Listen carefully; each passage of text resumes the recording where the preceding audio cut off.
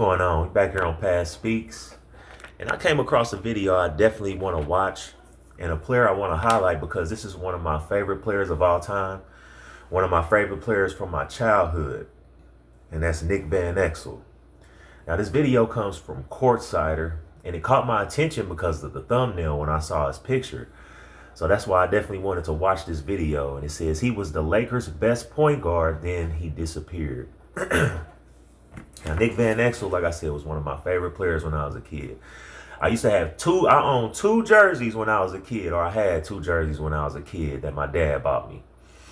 It was the Jerry Stackhouse, number 42, North Carolina jersey with the Carolina blue. I used to love North Carolina. I was into North Carolina everything, man. And what's crazy is I got an opportunity to play against them in Madison Square Garden in 2006. That was 2006, yep. 2006 at the preseason NIT in New York City. Played against North Carolina. One of my better games, actually. But, yeah, I had the Jerry Stackhouse, number 42 North Carolina jersey. And I had Nick Van Exel, the gold number 9. Boy, I used to wear that motherfucker. I used to cherish the Jerry Stackhouse jersey. But I used to love wearing that Nick Van Exel jersey, man. I wore it all the time, especially when I went to go hoop, man. That's what I used to hoop in all the time. I used to go to Washington Park a lot here in Indianapolis in those mid to late 90s with my brother. And that's what I used to wear all the time, man. But Nick Van Exel, career average 14 points a game, 6 assists.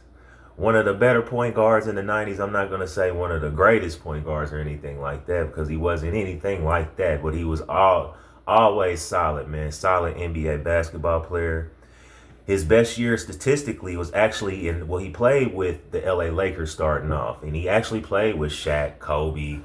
He was on that team up until the late 90s before. And when he got traded, that's when the Lakers started winning those championships. But like I said, best year was with Denver, but his best year was with Denver. And he had some good years with Dallas. But I remember him and love him from playing with the Lakers, man. And he was a one-time All-Star in 97, 98. And I remember that because Shaq, Kobe, Eddie Jones, and Nick Van Exel were All-Stars. And I think the only other time that that's happened was when the Pistons had Rasheed Wallace, Chauncey Billups, Ben Wallace, and goddamn, Richard Hamilton. I want to say they had a starting 5 on the All-Star team that year, man. I forget what year that was. I want to say it was it may have been 2004 or maybe it was 2005, but that's neither here or there. Like I said, career average 14 points a game, 6 assists. Played 5 years in LA, 4 in Denver, 2 in Dallas. After Dallas, I really didn't follow him anymore. And that's when he started wearing that stupid ass headband, man.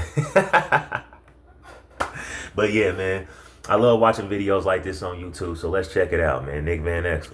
In the 90s, he was arguably one of the flashiest and most exciting point guards in the NBA. He had a style of play that was so rare and unique that even Kobe and Shaq couldn't guard him. In his career, he scored over 12,000 points, placing him among the top 250 of all time. And add to that with more than 5,700 career assists, he sits as the top 50 playmakers in league history. That was Nick Van Exel, the star point guard who was a fan favorite in the NBA, who suddenly disappeared from the spotlight of the league. Definitely a fan favorite, man. Like I said, one of my favorite players, and a lot of people. And he actually, my older brother, he introduced me to everything, man. When I was growing up, man. And if you don't know or haven't been following my channel, Anthony Hardaway is my favorite basketball player ever. Not Michael Jordan. Anthony Hardaway is my favorite basketball player ever. And my older brother introduced me to him. And when we all got our jerseys, that was the jersey my older brother had, was the Penny Hardaway jersey.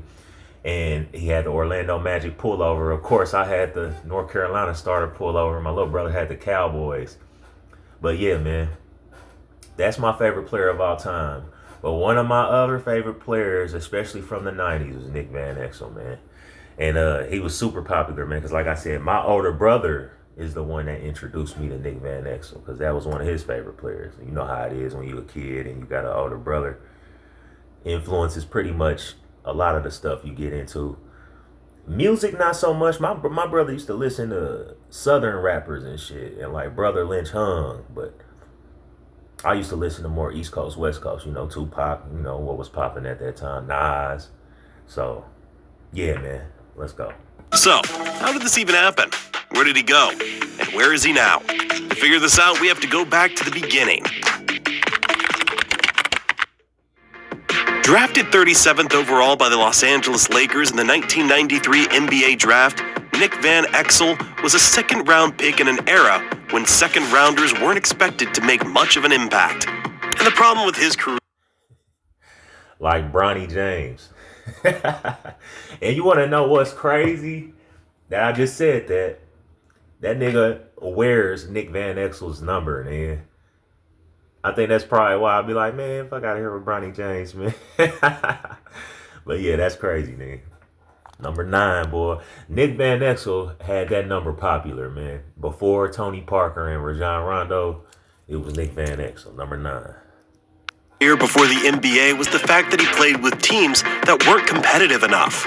Because of his grades, he spent his first 2 years of his college career playing for Trinity Valley Community College. And not a lot of players get to the NBA after playing for a community college. Not looking to give up that easily on his dream. Yeah, I didn't know he went to a community college back in the day before he played for Cincinnati. I think Nick Van Exel is from... He's from Kenosha, Wisconsin. I would have never guessed that. I thought he was from somewhere else, like down south or something, man. But he's from Kenosha, Wisconsin. And he ended up in Cincinnati. I didn't know he went to a JUCO, though, before that. That's crazy. But that's why I love watching videos like this, man. This is one of the best things about YouTube is these videos right here. I love watching these kind of videos. He worked hard on his academics and eventually earned a spot at the University of Cincinnati. Before we move on, I've done videos on Jason Kidd, Penny Hardaway. That's before I could share my screen. So if you want to check those out, you know, I think this is probably the 3rd or 4th player from back in the day that I'm highlighting or watching a video on specifically. Where he'd go on to lead the Cincinnati Bearcats to advance the NCAA Final Four and ultimately attracted the attention of NBA scouts. In his rookie year as a Laker, he entered the season with a chip on his shoulder and something to prove. As a rookie, Van Exel wasted no time making his presence felt. He averaged close to 14 points and nearly 6 assists per game, while shooting almost 34% from three-point range. In an era when the three-point shot wasn't yet the centerpiece of the game, Nick Van Exel's boldness from three was a statement all its own. But more than his stats, it was his style of play that captured fans' attention. With his lightning-quick first step, flashy passes, and ability to drain deep contested threes, he quickly earned the nickname Nick the Quick. Far removed from the cookie-cutter style of most big-time college programs, it was clear his unorthodox style was a game-changer. Living with opioid addiction can be a struggle. Trapped in a cycle of opioid use, withdrawal, and... That nigga them wraparound passes, boy.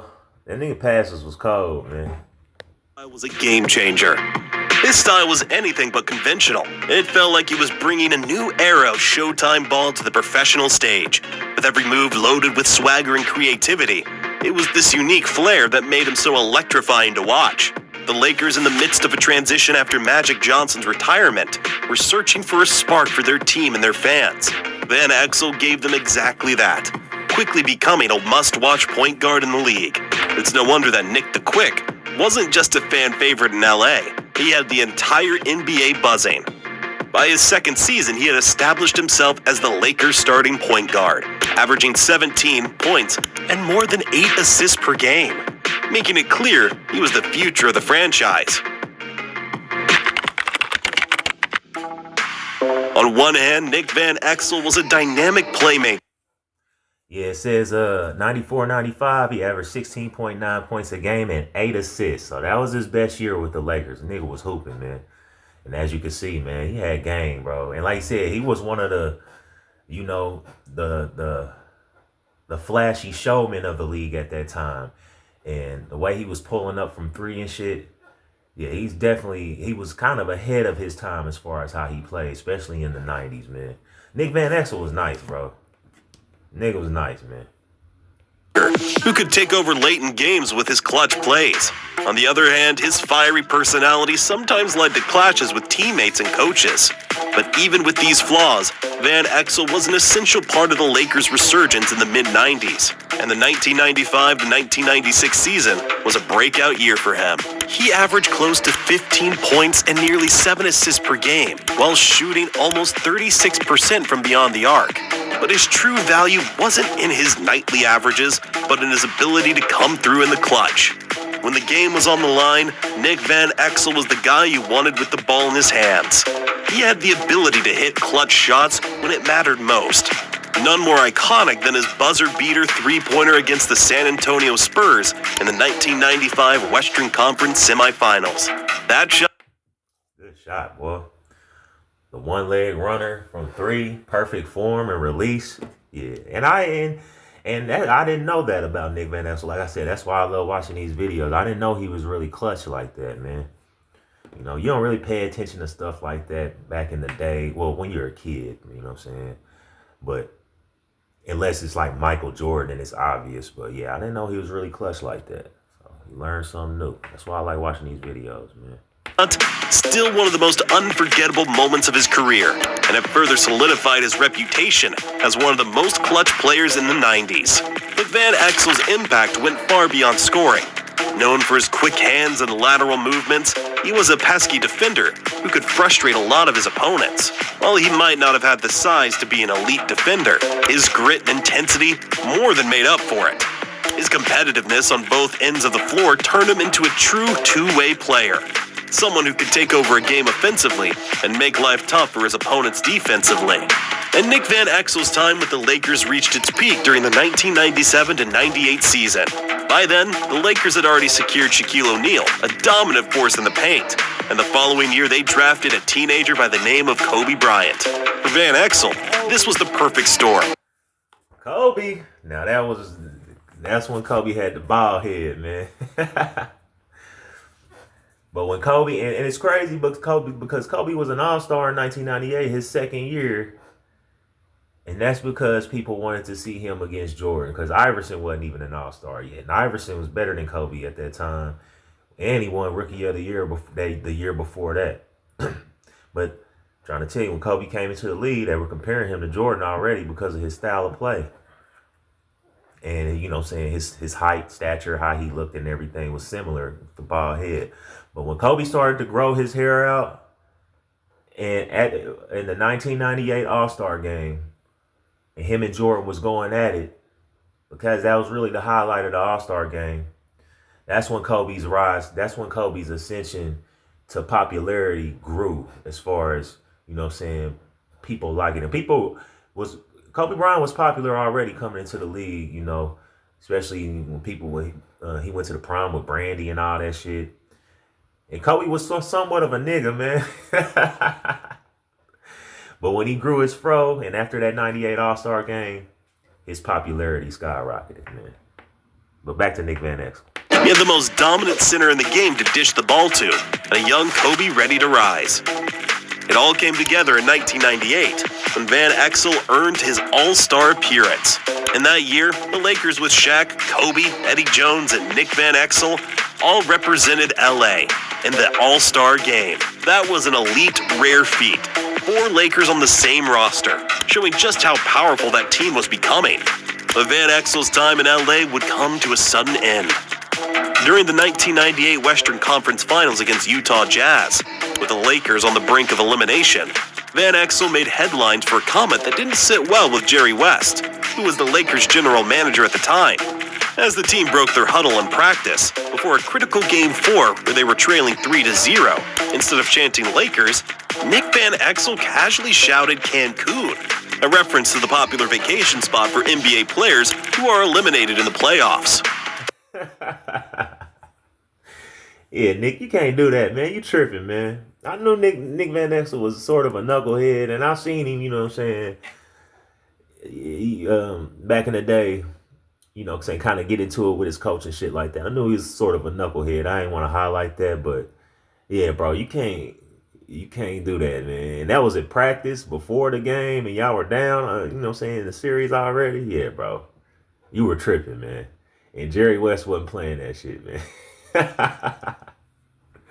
While Van Exel claimed it was just a joke to lighten the mood, the organization didn't see it that way. For Jerry West and the Lakers' leadership, it came across as dismissive and unprofessional, a sign that Van Exel might not have been fully committed.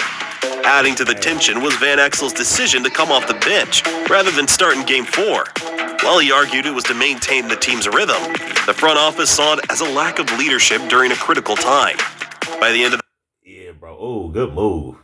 We just killed him. Hold on, bro. Well, nah, fuck it. He just killed that nigga right there. Or that white boy right there. But, yeah, nigga, then you refusing to start. Well, what? You were tripping, bro. Yeah. That's why they had to get rid of my nigga, man. I didn't know that, and I really didn't know that he refused to start or didn't want to start. Yeah, that definitely doesn't show your dedication, you know what I'm saying? It was probably because of him and Jerry West having an issue after what he said, and he probably just was on some bullshit, had a bad attitude, man. Can't do that, Nick. that season, it was clear that the relationship between Van Exel and the Lakers had fractured beyond repair. So in 1998, despite his undeniable talent and contributions, Nick Van Exel was traded to the Denver Nuggets, marking the end of his journey with the purple and gold. And it was a bittersweet farewell to one of the most electrifying, yet polarizing figures in Lakers history. And what happened 2 years later? The Lakers went on to win the first of 3 straight titles in their iconic three-peat, without Van Exel. In Denver, Van Exel found himself in a very different situation. The Nuggets weren't contenders, but that gave him the freedom to fully showcase his individual skills.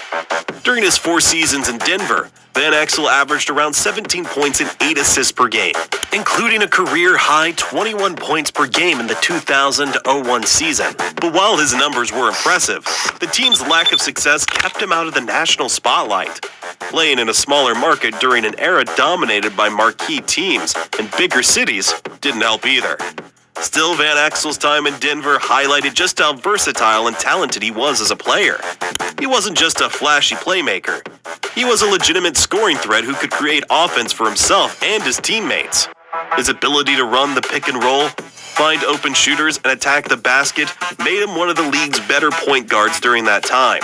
However, efficiency was often an issue. Van Exel was a volume shooter, and his shot selection sometimes left fans and coaches frustrated.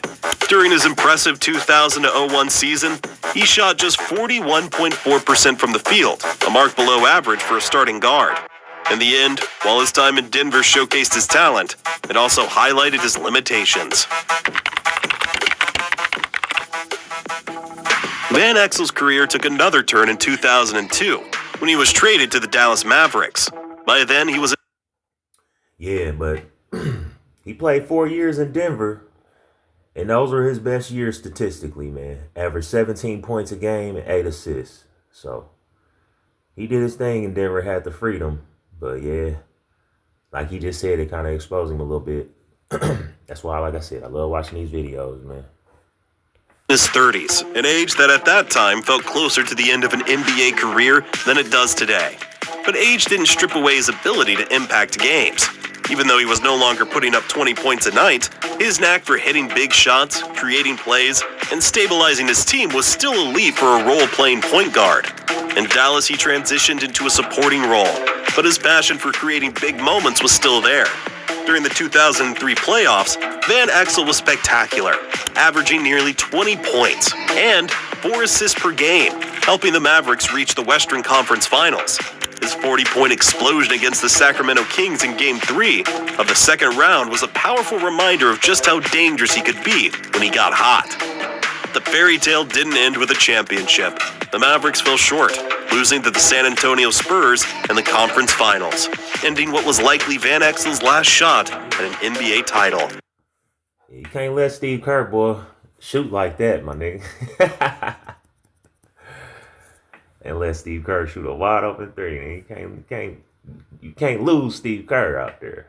In the final years of his career, Van Exel had short stints with the Golden State Warriors, Portland Trail Blazers, and the San Antonio Spurs. While his on-court role diminished, his leadership and veteran presence made him a valuable asset in every locker room he joined. By the time he retired, And I forgot he played with the Warriors and wore that ugly ass number 37. I remember that, man. I forget about that. 2006, Van Exel had carved out a 13-year NBA career that was as entertaining as it was impactful.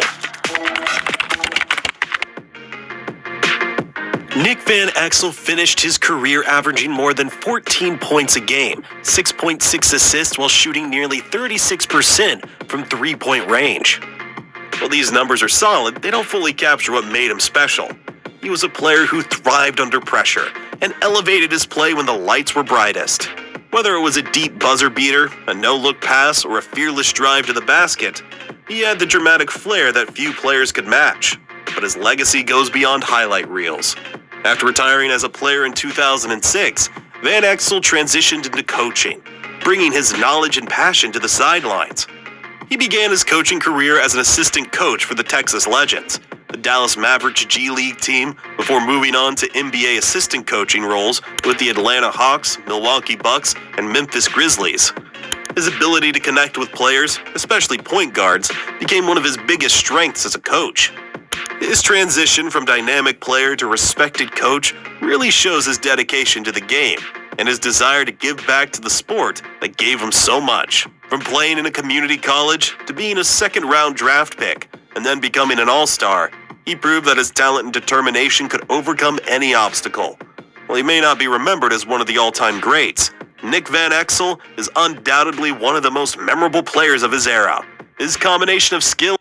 Yeah, and I don't want it to just cut off, so I'll just end it right there. But yeah, he may not be remembered as an all-time great, but definitely one of the best players from the 90s and one of the more exciting players, man, to play the game, man. Like I said, his showmanship and his game, his style of play and the way he played, man.